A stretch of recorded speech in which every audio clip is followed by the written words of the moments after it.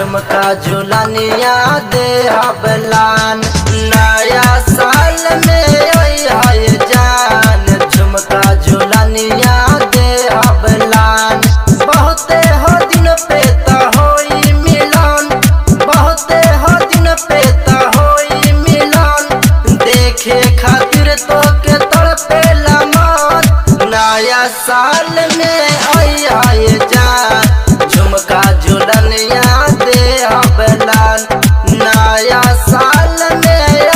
आई जान झुमका झुलनिया दे हबलान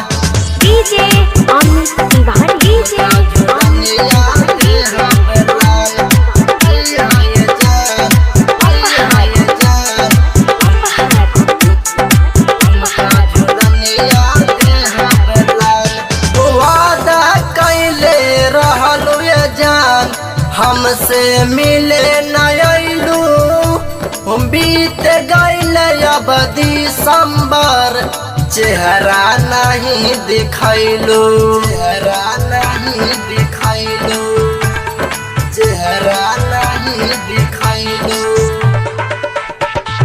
वादा कैले रहलू ये जान हमसे मिले न अइलू बीत गइल अब दिसंबर चेहरा नहीं दिखैलू तोहरे में बसेला हमार परान देखे खातिर तोहके तड़पेला मान नया साल में आई जान झुमका झुलनिया दे हबलान नया साल में आई जान झुमका झुलनिया दे हबलान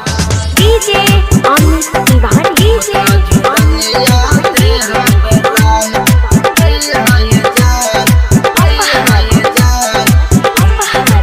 झुमका झुलनिया दे हबलान आवे लाए गो मिलन के मौका साल के पहला बेरी